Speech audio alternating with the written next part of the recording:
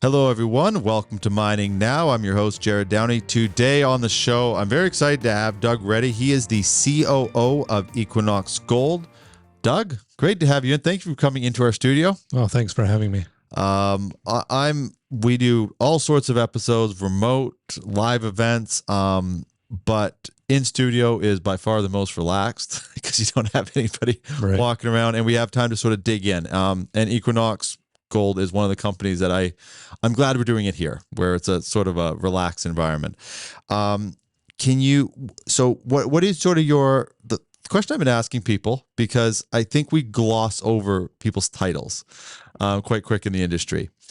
Day to day, what is a Monday through Friday? Not your overall in the year and the goals of the company and stuff, but what's a Monday through Friday look like for you? Mondays are a touching base with the operations. We do a weekly operations call first thing. Then we do a corporate call so we can update everybody in the corporate office what's going on. And then during the subsequent days, it's touching base with each one of my country managers. They're the ones I rely on in each country to manage the operations. I can't do it by myself with 8 mines. And working with our technical team that supports all of our mines. So by the time we get to the end of the week, there'll be some people who will be deployed at the various mines to help out. And it's just keeping tabs on how our mines are performing against budget and, preparing for what always culminates in the quarterly reporting into our board and then to the public. It's always an interesting position when your title is sort of that in between the operations and executive. And I guess a big part of your role is basically, streamlining that communication, but also highlighting where there is any sort of miscommunication. That's right? True. Yeah. Advocating for when something needs to be dealt with and making sure that there's no miscommunication is definitely part of it. Have you been in this type of role throughout your career before? Not as COO, but I've been EVP and SVP for technical services in previous companies, Leah Gold and Endeavour Mining. So a large part of my job is doing exactly the same type of thing, but this time it's more front and center, dealing with the board and the C-suite. How do you, being that, and I'm kind of fascinated. My wife actually worked in that similar type of role before as well, that go-between role. And I always find it a very interesting one. Has your approach over the years, has it changed to how you sort of facilitate that executive and operation communication? I'd like to say no. I'm sure we all change. We all evolve. I think I've always focused, when I was previously doing technical services, on remembering that means you're serving. So it's focused on helping the mines to do their best, because that's where we make our money. Of course, we have lots of other responsibilities and reporting and informing the shareholders on everything that's going on, ESG being a big part of it, and always keeping safety at front and center. So I'll like to think that it's never changed, but we always try to pick up the best possible aspects we can along the way. And one of the things my CEO has really emphasized is to emphasize ownership. So I do that more than I've ever done before, and relay that down to all of my people as well, that they're part of the ownership and of the responsibility and the projects and the mines and everything we produce and the results that we turn out. So big emphasis on that. And I get you already touched on it. There is another layer now of management because of ESG. Safety is, I think it'd be fair to say, at an all-time high in having that focus. All the other responsibilities don't go away. That just kind of gets added on. And then you, like you said, so, let's jump over to Equinox Gold.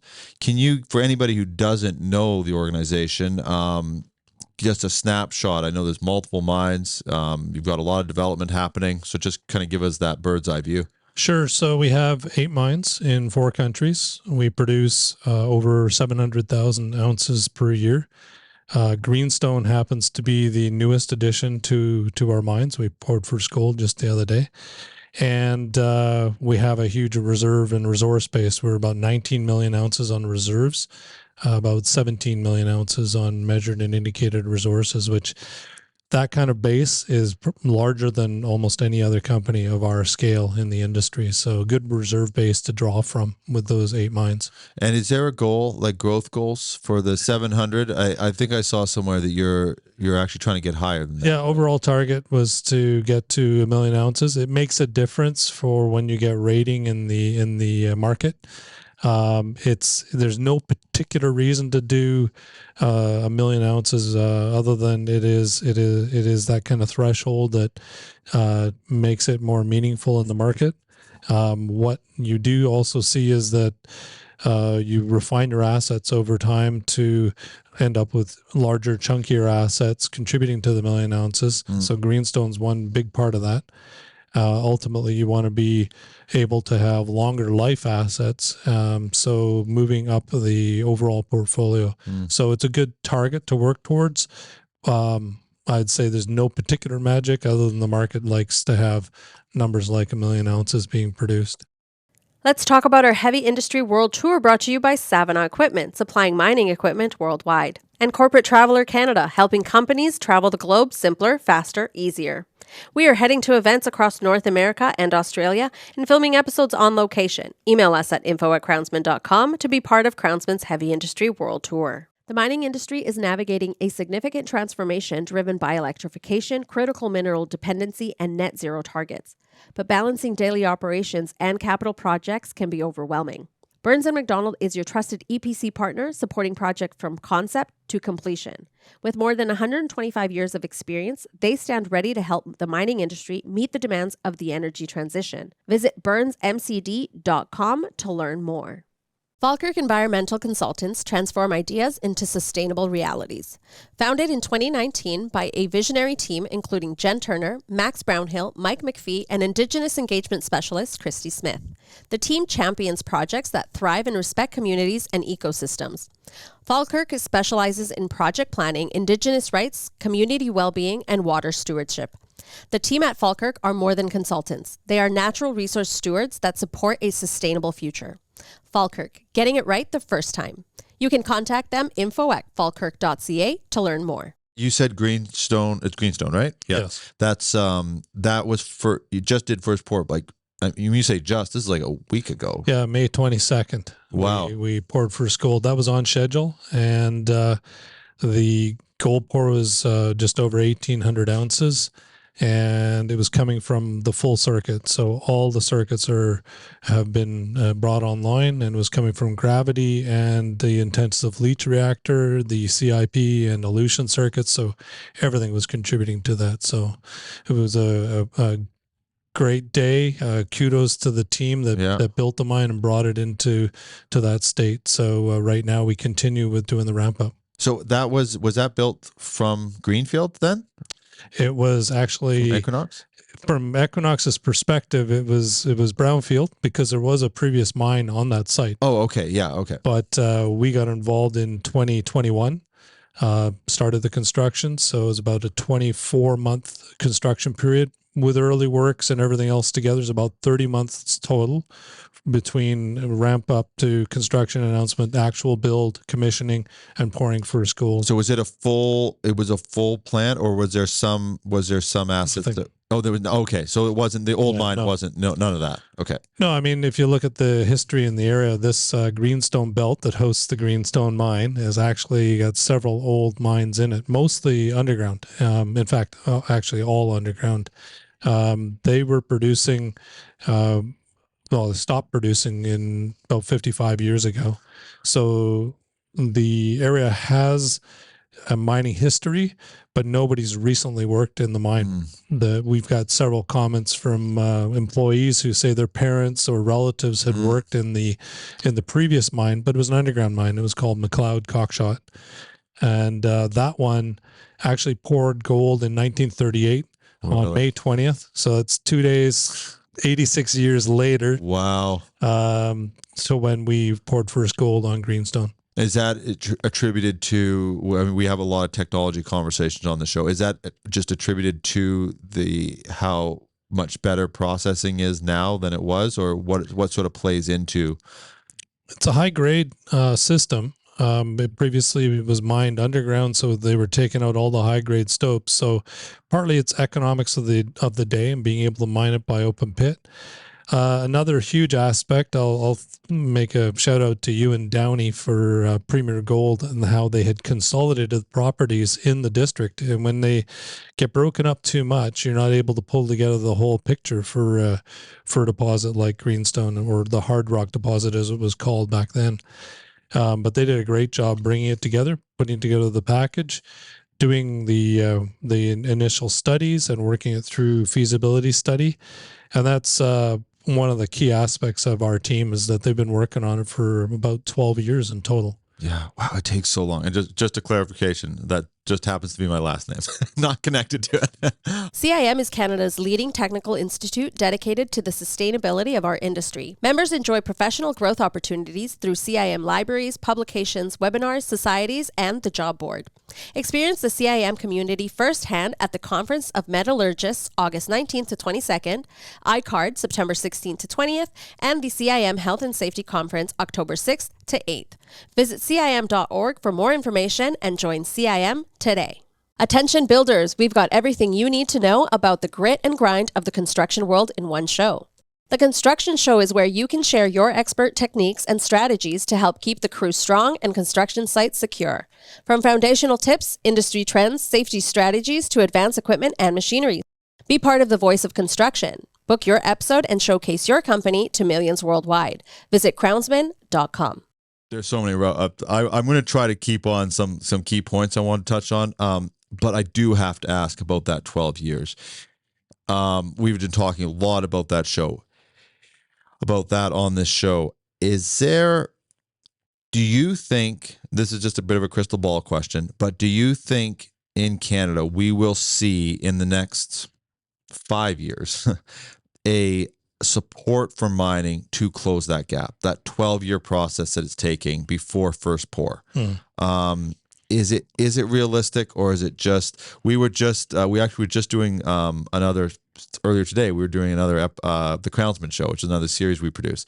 And we were looking at some of these major projects in the US that, I mean, they're taking years to get off the ground in one state, and then another state is just flying, and that comparison. So it is possible for two similar projects to go at very different rates. Yeah, that's true. Do you see in Canada? In this case, the 12 years isn't the permitting side. The 12 years was more that they went through different partners, and over that time, they when we finally got the opportunity to step in, we purchased Premier Gold, which gave us 50% of the project. Orion stepped in and purchased 50% from Centerra, who had the other 50% of the project. And then Orion sold us 10%. So we ended up with 60%. So that kind of unlocked the momentum to be able to move ahead instead of being a 50-50 partnership. I see. A slightly larger share, and we wanted to get going, and Orion was keen to do it. So we did the construction announcement in the late fall of 2022, and then got going with the project. Sorry, 2021. Yeah. Yeah. So I guess permitting, because permitting was already in place. Permitting was in place. I mean, obviously, there were additional permits that had to be done during the course of construction and getting towards operations, but everything that was needed to be able to get going was already in place. And then you get into the next part of it, the community support, Indigenous engagement and support. Was that process? Were there challenges? Did that go well? How was it? It went very well. Yeah. I mean, like I said, the community's got a mining history, so we've had great support from the community. They're very glad to have a big project, a big operation in the area. Lots of comments from people who are working at the mines about how either relatives have worked there or, they're proud to be back into mining. One of the big features in the Geraldton area was a head frame that was left over from the underground mine. And unfortunately, we had to take that down. It made the news when we were taking down that feature because it's right on the Trans-Canada Highway. Everybody knew they were home when they drove into Geraldton and could see the head frame. Right. Well, we've deviated the highway. We had to do a 5-kilometer bypass. We had to take down the head frame. So a lot's changing. Now they're gonna see something else. They're gonna see the mill Right. process plant for Greenstone through the trees when they drive in towards the Geraldton area. On the First Nations side, great support. We have several First Nations groups in our area. We have benefits agreements with each one of them. Those were set well in advance, so they were very keen to see this come to fruition. And Set by Equinox, or yeah, was it well, set when set by the purchased? team that's been with it. Okay. For the last 12 years. Okay. That's the thing. We stepped into a mature team that was ready to go. Right. And essentially when we stepped in, they said, so are we the team that you're going to let build it? And, we did our reviews of all of them, and we were happy to be able to green light and get going with That them. that must be a huge relief to do that review and then come back with, we don't have to rebuild our whole team from the ground up. No, it was great. And those relationships were not just on paper, but some of those relationships were already established with that current team there, with like the First Nation community, Absolutely. with other people. Yeah, and as we got into construction, there was a definite emphasis to hire locally, and we have 30% of our workforce identifies as First Nations. So it's a good result. There's lots of our contractors during construction who joint ventured with some of the First Nations communities as well. So it's really been, as much as we can, going local and providing opportunities and jobs in the local area. It's very exciting. It's fun to be able to do these episodes and hear these good stories about mines actually getting up and running. The other, what about expansion? Is this project, is it a scalable type project, like mill wise and that sort of thing? Is that, it might be a little bit of cart before the horse? Yeah, we're 27,000 tons a day through the process plant. That's the capacity. And of course we're ramping up. So, we're 60% right now. We'll be about 90% by the end of the year. With our grade, we're about 1.27 grams per ton life of mine. At full production, we'll be about number 4, the 4th largest gold mine in Canada. So we're already pretty good on scale. But the obvious things for expansion is to look at what more can be done in the mill. We're permitted for 30,000 tons a day. Oh, okay. So we would look at taking that extra 10% and doing more throughput. What does that look like from a technical standpoint? What would we change? Yeah. Very little. Oh, okay. We believe that the current setup with a primary, secondary crusher, a high pressure grinding rolls, dual mills, that we have the ability to be able to do that. So we've had the dialogue about whether anything would be tapped out and a bottleneck. We don't believe it's the case. Yeah. We'll be looking at once we're fully up and running.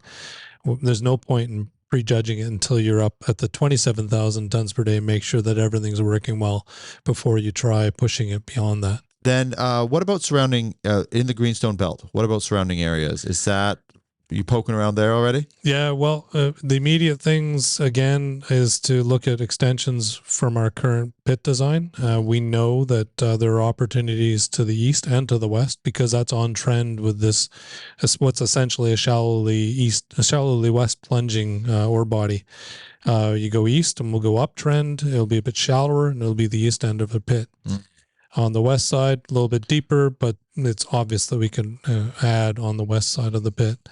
And then beyond that, we would be looking at underground potential. We already know that we have about 1.2 million ounces of indicated resources that's slated as underground, and about 3.1 million ounces of inferred as well. Obviously, we'd have to do a lot more drilling, a lot more technical studies to be able to bring that up to a feasibility study level. But we see that long term, there would be an opportunity for an underground mine in addition to the open pit at Greenstone itself. Along trend, we have the majority of the land in a 100-kilometer strike along this Greenstone belt. And we know there's several former mines, Beardmore, Cayley, Little Long Lac, amongst several others that provide us with opportunities along strike. How does it getting into some of the other mines that you have? How does the Greenstone compare to the other ones? You've So got it's the largest. 7 other ones. 7 other ones. Yeah. Yeah. So Greenstone is the largest in the portfolio. It'll become 50% of our production going forward. Wow. Previously, 50% was being produced by our mines in Brazil. So this is a significant jump. And that partly comes from originally we had 60%. That was going to be a good chunk of the 400,000 ounces being produced by the mine. But now we went to 100%. So that gives us an extra 160,000 ounces per year to go to our balance sheet, and pushes us to the 50% of our production coming from Greenstone alone. How many mines do you have in Brazil? 4 in Brazil. 4. Yeah. Oh, wow. 2 in Mexico. Sorry, 1 in Mexico and 2 in the U.S. So though you said those 4 combined, if we want to just to sort of quickly go through those, what's the setup of each of those? I don't need exact capacity or anything. Sure. So in Brazil, there's Aurizona, which is Maranhão state, high rainfall up near the mouth of the Amazon. There are Fazenda and Santa Luz. They're in Bahia state, very dry area, both on the same greenstone belt, about 70 kilometers apart. We have a great land position there. And then RDM, which is the smallest mine, and it's in Minas Gerais. It's been a solid small performer for us. So we're looking at I'll do a reverse order. RDM does about 55,000 ounces a year. Santa Luz is about 75,000 ounces a year. And Fazenda typically is 70,000 ounces a year. Okay. And Aurizona varies. Currently will vary. It's usually doing around 120,000 ounces a year. So, for reference, so Greenstone is 27,000 tons a day. A day. Okay. They don't have those numbers right? Yeah. Okay. So that's how it counts for that 50. It's going to be at 50% of your production. Yes. Wow. That's, but these other mines, they're, again, we don't need exact timelines on it, but are these built mines or acquired or a mixture? So, the most recent, aside from the acquisition of Equinox acquiring Premier Gold, which brought in Greenstone, prior to that, Equinox had acquired Leagold, and I actually came through the Leagold side. Leagold had Los Filos mine in Mexico, and it had the 3 of the 4 mines in Brazil. So the marrying of Equinox with Leagold meant that we brought that 4th mine, which is Aurizona, underneath the same team that was dealing with the other mines in Brazil. Mexico was a straight out addition to the overall package, and Equinox also brought in the Mesquite mine and the Castle Mountain at that time project, and then it became a mine as well, small mine. You referenced ESG and safety earlier. Now, this show we talk a lot about it, where it's not as maybe as focused on as some other shows that sort of kind of paint the whole industry in that light, because I think there's other important things to talk about. But it certainly is part of the main part of the discussion. How are you approaching that? And not just from a corporate perspective, but it's sort of you're in that unique position of again, you're on both operations and on the corporate side. How do you approach it on the ground and then also from a corporate level? Okay, so for us, our ESG is coordinated by the corporate office, but every one of our mines is focused on doing their ESG activities. And typically, we provide a corporate oversight to the work they're doing on the ground. You can't do the health and safety unless you're from afar. It has to be driven at every one of our sites. For the health and safety, we're proud of our record. We most recently in the first quarter we had 2 LTIs. Our total recordable injury frequency rate is 1.55 for the rolling 12-month period. It's a very good rate within the industry. So and we have a heavy focus on safety at every site, root cause analysis, and communicating amongst the sites. Mm-hmm. of all incidents and any high potential incidents that occur. So we try to learn from each other and try to bring up the bar overall. Over the years, what do you think is the best advance in the safety side of it? What do you think the industry has done well to reach the kind of numbers you're hitting now? But even the industry as a whole, where do you think it's doing the best? I think for us, it's field level risk assessments get done. That's one of the key things, and getting the supervisors out there, making sure that it's not just relying on the workers to go out and do it, but being out there, doing those assessments, making sure they get done, and a lot of training and programs at each one of the mines. They're not all the same because some of them have come from different areas. But they all work well, and being coordinated by our head of health, safety, and environment. Is that an important nuance in health and safety, though? Is I was doing Cementation was on the show, and they were talking about. Actually, he had I'm forgetting his name, but he had an interesting point where he was talking about. If you're focused on like every little scratch someone gets, you almost miss, you get so hung up on these little, like not getting it on the report that you actually miss like major developments that could actually pose real risks. And then I thought that was an interesting point. And then what you're talking about is adjusting them based on site.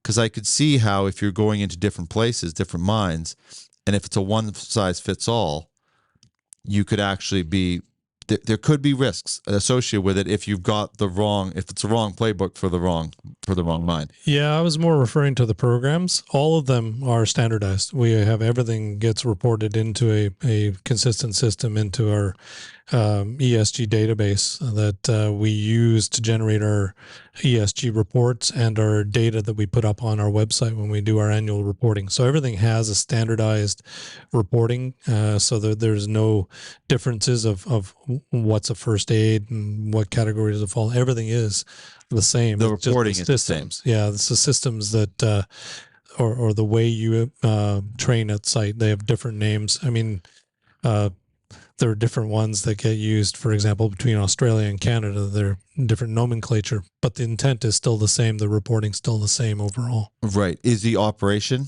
this? So like the training, not to get too much into the weeds, is the training the same? So when you're saying it's just a different name, but it is this like the same training, same methodology, Similar. Or does it? Yeah. Similar. I mean, especially when you translate, there's certain aspects that are easier to convey, and we deal in 3 different languages, so we benefit by some of the programs that have been in place. For example, with Los Filos, which came through Goldcorp, which had a very stringent safety program. So we don't let that go in order to put something else in. You build on it and make sure it incorporates the learnings that we have from our other sites.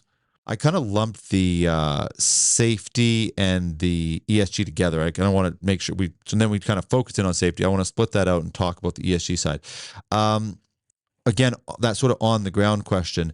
Are there any examples of how you see Equinox really performing well on the ESG side? Sure. So we do our ESG annual report every year. Third year this year, came out in May. We add more KPIs every year. This year we built in our water stewardship report. Our tailings storage facility management is now inside of the ESG report. Equity, diversity, and inclusion is in there. And we also built in our climate action report, which includes a GHG reduction by 25% by 2030. And I'll take an opportunity to note that one of the biggest things we did there is we're now 100% of our energy at 2 of our mines in Brazil is coming from solar and wind power. And the other 2 mines, 90% of their power comes from green sources in Brazil. So that's a huge step in that direction. So is that through partnerships with, or is that's not your own infrastructure? It's not our own. No. Partnerships with a third party who will do the CapEx investment, and then we get the benefit. And we initiated that benefit at 2 of the mines at the start of this year, and the other one is already in the works as well. Is that common around? I don't know if not to put you on the spot, but even around the world, is that a common way of approaching it, or is that Not always. does Brazil sort of have it figured out a little bit? Brazil's a big mover in that regard. I mean, Brazil already had a huge portion of their power coming from hydroelectric, so they're already pretty green. But then allowing these private partnerships to be able to do solar and wind power just kind of puts them ahead of the rest of the countries. We do have in Mexico, it's a bit more difficult. There's no incentive coming from the government to be able to move in that direction. So we've looked at whether we should upgrade our trucks and whether we can get any kind of private partnerships for doing power, but there's no incentive to do it at the moment in Mexico, and it's a bit of a shame. What about Canada? Is that well, we're fairly far north. We are looking at those opportunities, but Greenstone's a bit different. We're on the Trans-Canada Highway. The Trans-Canada Pipeline goes nearby. right? So we are on the grid for power, but we're at the end of the grid. So the power coming in is not sufficient for our needs. So it would have taken a very long time to get a new power line to come into the Greenstone area, the Geraldton area. So we took advantage of the fact that the Trans-Canada Pipeline is nearby. Natural gas is what we use. We have a gas-fired power plant providing our needs. We are disconnected from the grid for power, so we use gas for our power for the site. In the long run, yeah, we'd love to see some opportunity to have a green power for part or more of our power on site, but that's years off, and that would have held us up. And like you're saying in Brazil, it takes partners. It's support of the government and then opportunity for private partnership through that support. Yeah, unless you go and do it yourself, then it's beneficial that somebody else can set it up, and you do an offtake contract. I wanted to quickly circle back to the Greenstone, just the project development. That the process that you went through, again, going down to that operation side, where do you think the project really performed well? Yeah, we get asked that a lot. There's a lot of companies that want to know, or stakeholders out there who want to know what went well for us versus other projects. And I would say there's several aspects. One I've already alluded to, that's the team being together for a long time. They weren't brought together for this project at the 11th hour. They were working on it for up to 12 years prior. Eric Lamontin, Berto Caron are the key guys who have done previous builds in Canada and in the north of Canada. They bring a lot of their experience, and a lot of their team came to the site. We chose to do owner managed rather than having it an EPC or EPCM approach. So with owner managed, we knew we needed to bolster our team overall with an engineering side of things. So we partnered with G Mining, who came in. G Mining Services became what we refer to as a salt and pepper team. Partly our team, partly the G Mining team, but you can't tell them apart. Everybody's incentivized the same way, working towards the same objectives overall, which is complete the project and get it producing gold. And so that's worked out very well. And the other key item is the level of completion of the engineering, which I mentioned previously. Getting it to that 85% at the time of a construction announcement means that your CapEx is pretty darn good because your quantities have been well defined. And there are far fewer surprises at the end of the day. A lot of projects will go in at a much lower level of engineering being completed, and you can get burned. We just had, do you know Roy Slack? Yeah. Yeah. As I asked the question, I went, of course you know Roy Slack. But he was just talking about that, again, referencing back to the Crownsman show, because we were talking about infrastructure, just general infrastructure development. And he was talking about one of the major issues of developing mines is it's 25%. The engineering's 25% done. It'll get submitted through that process, and then all the surprises come in. Yeah. And you obviously had the wherewithal to go, let's avoid that You're saying, Well, I mean, you're the saying team- 85%. 85, yeah. And, Which is- and kudos again to the team. They're the ones who went through the iterations over and over again.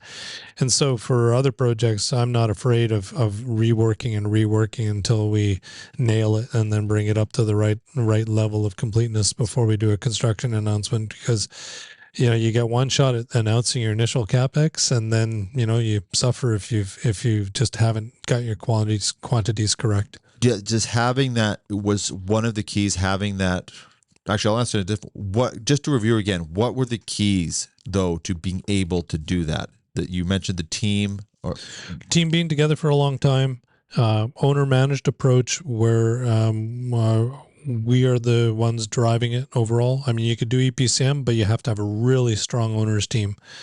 Embedded engineering in the team, so you're not at odds with the engineers doing the work. They're part of your team. Yeah. And then high level of engineering completeness. Yeah. It's we could have done a whole episode just on that. So, but just for the sake of time, I'd also like to. Do you have other projects going? Like, are you doing work? You have a couple projects in the U.S. Yeah, right? we have 3 other things that we're working on. In the U.S., we have the Castle Mountain mine, but phase 1 is very small, and It's operating then. It's operating at a very small level, like Okay. 30,000 ounces a year. Oh, okay. That operation currently is stripping the waste out of the old open pits that were mined by Viceroy. They produced over 1 million ounces at Castle Mountain. We are moving that material. We do run of mine and crush and agglomeration, put it on a heap leach, and it gives us some gold. But that's not the objective. The objective is to get that material out of the way. We're learning while we're doing this, looking forward to phase 2. So phase 2 for Castle Mountain takes us up to 200,000 ounces a year. We go from 13,000 tons a day to over 50,000 tons a day going to a heap leach. We will do crush and agglomeration and heap leach. It will be, it's in permitting at the moment. We can see the horizon is probably about 2 years until we get through the permitting process. But being there, being present, doing this initial work moves waste out of the way so that the in situ ore, which is higher grade, is available for phase 2. Once And it gives right, I see. once we That's get an to phase interesting 2. method. Yeah, you got to move it sometimes. So we took advantage of doing this early to learn a lot, get a lot of infrastructure and things in place. The footprint overall doesn't change, but it's the tons per day and the source in situ instead of being the old dump material. And it all will go to the heap leach pad. But this would be a whole new plant then? New plant. Yeah. So this is just a small sort of mobile. Right now it's it's not mobile, but it's a small plant. I mean, the crusher and agglomeration is somewhat mobile, but the ADR plant is just doing its thing, and it's a small one compared to what we will build ultimately. Right. And then what are some of the other projects? Do you have 2 others in the U.S.? Yeah. So we have one other mine in the U.S. That's Mesquite. I mean, the interesting thing with Mesquite, it's currently doing about 80,000 ounces a year. Mesquite's been operating for 30 years and has produced over 5 million ounces. So when Equinox purchased it 6 years ago, it had 2 years of life. 6 years later, we have 2 years of life. It just keeps giving in small quantities, and it's a hard-won battle, and the team does a great job there. It's very low grade. It's they're very efficient in the Mesquite mine, and we see that one will continue to give, but we've got a lot of work to do on that one. Eventually, it will run out, but it's done a great job so far. That's in the U.S., Castle and Mesquite. Down in Mexico, Los Filos is currently a heap leach. It has open pit and underground mines that feed into one large heap leach. The ore is all from a skarn system, and as we get deeper in the system, the ore gets a little bit more complex in some of its mineralogy. Which kind of skarn? A skarn. What is that? Skarn's where an intrusive rock comes in contact with a carbonate rock. there's a reaction that happens between the hydrothermal fluid and the carbonate, and it creates a mineralized system right at that contact. So it can form in different ways, a hornfels, or it can just react and form a mineralized zone right at the contact. It can mineralize inside the intrusive or inside the carbonate or right at the contact. And we have all of them happening. Oh, I was going to say, or all three then. Okay. Yeah. So, we got a little bit of complexity on Los Filos. It's a great system. It's huge reserve base and resource base. But we've been always putting this onto a heap leach, and that's been since 2008. Okay. And as the original recoveries were 30 to 40%. So over the years, the recoveries have improved. We've been able to get 50, 60% recovery. Some of the underground ores will give up to 80% recovery. But now we're getting more complex ore, a little bit higher copper, a little bit higher sulfur content, makes it a little bit more difficult to get the gold out of a heap leach. So the clear path forward for Los Filos is to change it to a CIL process plant. So that would allow us to bring recoveries up to, on average, 88% for the higher grade material that would go to the process plant. And what kind of plant? CIL. CIL. What is carbon in leach? Carbon leach. Okay. Yeah. And that will take, we would do it about 10,000 tons a day. We'd still end up with some low grade material that we would put on the heap leach pad, but majority of the ounces would come from the CIL. So currently we're about 165,000 ounces a year. A CIL in combination with heap leach would give us the opportunity to be around 300,000 ounces a year. With heap leach, we're pretty much getting to the point now where we're becoming less and less economic. Yeah. CIL would give us over 10 years of additional life. It involves investment. It involves a climate in the area where we have stability, and we would have to renew agreements with our community. That's exactly what so you've got to do. There's the capital, but then there's also you need to get buy-in, right? Would that be all like new permitting? No, well, there's some permitting we'd need as well. But that would be the difficult part. First thing, we'd start with the communities. There are our neighbors. They're the ones who have some, not all, of the land that we work on. They are employees and union members. So right. Important that we've been in dialogue with them for the last year. We're initiating a series of talks that will happen through the rest of this year to see if we can come to agreement to be able to establish a new working model for the mine. And without their buy-in, there won't be able to be a continuation of the mine. But if we get through that, then we'll need certain permits that have been long waiting approval from the government. Of course, there's an election happening on this weekend, so I don't know what the new government's take is going to be on mining. The previous one's not been so favorable on mining. So we need all of those things to come to pass, and then we would be ready to update all of our engineering and get going with investment. But we can't do that without all stakeholders being on the same page. So I'm going to circle right back to the beginning when I asked you about your Monday through Friday. These discussions, I'm imagining you're involved in all of them. So how do you know? No, we have a team that deals with that. So out of all these things that you're covering today, how much of that is filtering through you? How much of it are you sort of dealing with? Because it sort of leads me to go, well, wait, you need more than Monday through Friday. I have a strong team in the corporate office and in each one of my countries. I have a senior vice president in Brazil, Mexico, U.S., who deal with their operations, and they are the ones who we do the reporting on the Mondays.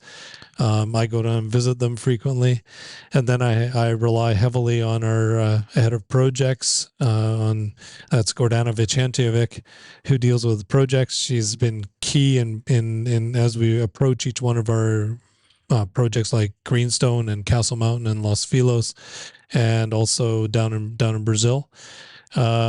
And then Kelly Boychuk runs our tech services. He's stick handles all the mining and process engineering with our engineers in the office. Scott Heffernan takes care of the exploration, does a great job, and really helps out in all of our mines on the mine geology as well. And then I have Marcelo Coelho dealing with asset optimization program, which is continuous improvement, which is critical for us. And every one of our sites does it, but Marcelo coordinates it along with George Motasi, who does our purchasing program to work on getting better rates on our consumables. And then we also have Georgina Blanco on the CSR sustainability side of things, and Paul Belair on the health, safety, and environment. So there's a team there that I couldn't, do my job without them being around me. And I like to think, that I can only do my job when people who know their stuff better than I do are out there doing it, and I support them and help them along. How much of a good team? I know this is sort of end of the interview where it's just sort of ask sort of off the cuff questions, but how much of it, and I mean talking particularly about mining, is there's people that are very skilled, but people skills are not their strong suit, and then there's people that have great people skills, but technically they're not as proficient. When you're building a great team, especially when you've got mines all over the world, you've got tons of communication that needs to happen. What is that balance? What does a good team look like for you? Obviously, you want the best people skills, you want the best technical skills, but what is that if you're building a team? How do you piece that together in your mind? Yeah, the best of both. I mean, you have to shoot for that. Communication's critical, because if they're technically excellent, but they aren't telling the country managers and the general managers at the mines what they're doing and why they're doing it, it'll go nowhere. You have to have buy-in on all levels. So the communication's key. We've seen where communication doesn't go so well and we get hurt. So yeah, it is, the communication's a top part of it. Skills wise, where we're weak, we bring in people to help us out. And that's part of being good professionals, is to recognize where we lack in something, put it on the table, bring somebody in and fill that need. Is communication, is that how much of it do you think though is from the individual, as opposed to it does come from that corporate level where there's that encouragement to communicate?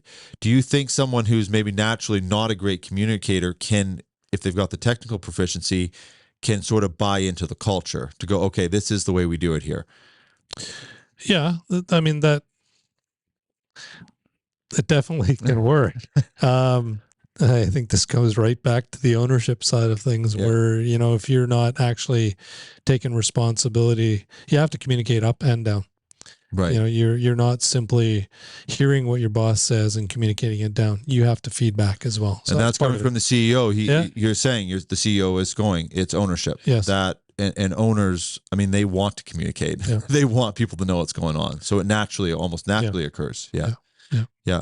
What is just to sort of put a ribbon on the when you're in this role, what sort of out of this, like you did the first pour, the 20th, you said? 22nd. Yeah. The 86 years ago was the 20th, right? Yeah. Was that sort of the big prize, or what has been an accomplishment, either for yourself professionally or just for the team that you went, this is an incredible performance as a mining company? Yeah, that's a huge one for us. Acquiring Premier was a huge one for us. Buying the other 40% of Greenstone, that's made it huge.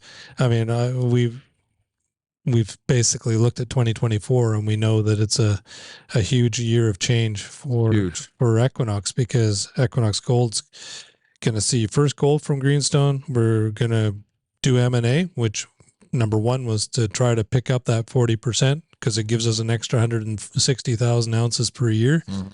Changes the shift of our production base to a lower risk jurisdiction. Right. Canada.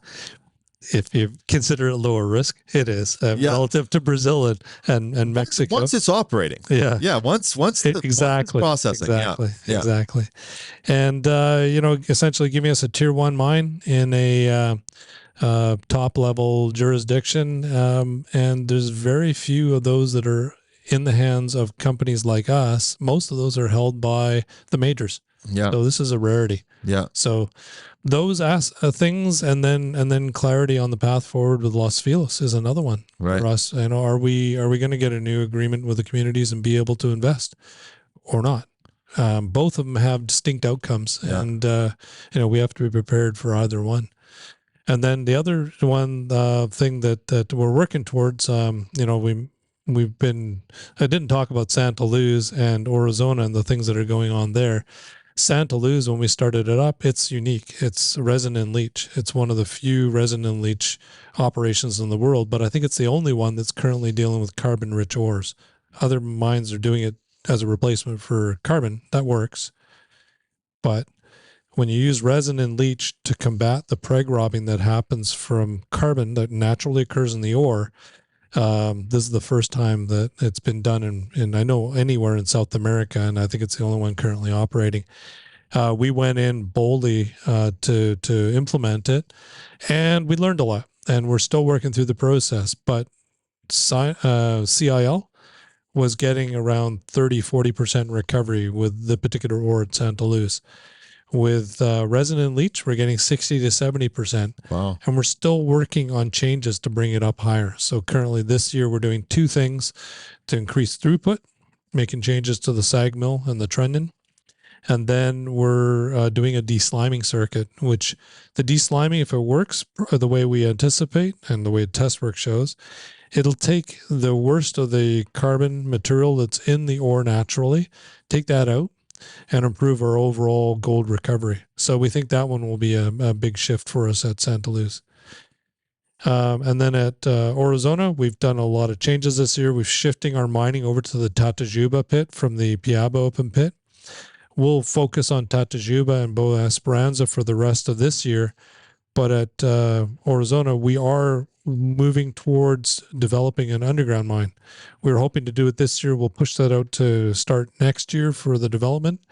And then that mine becomes not just open pit, but also open pit and underground, contributing into the process plant. So it's another smaller project development, but very important overall in the life of Arizona, which originally started with a 6-year life. I think it's just about 6 years now, but it's still got a healthy life ahead of it when you bring in the underground to augment the higher grade ore that comes in along with the open pit mining. Yeah, it's I mean, we've probably done, there's probably 5 episodes that we could do off of these discussions, but I won't keep you any longer. Doug, thanks for coming in here, and congratulations to the success that you and your team at Equinox have had, because it's fantastic. It's absolutely fantastic. And I don't always get to just congratulate people, right? I mean, this is a few days after your pour that we're recording this, so it's quite exciting. So thank you for coming in. I hope we do it again. Yeah, thank you for having me on the show. It's been great. Yep, thank you. And thank you, everybody, for watching. Of course, if you're watching, you've a good chance you're already a subscriber. If you're not, there's an easy button there to click, and make sure to check out. We'll, of course, have links. You could connect directly with Doug through LinkedIn, or go to equinoxgold.com. They have a lot of the information we've covered is there, with different links for references. So thank you for watching. We will see you on the next episode of Mining Now.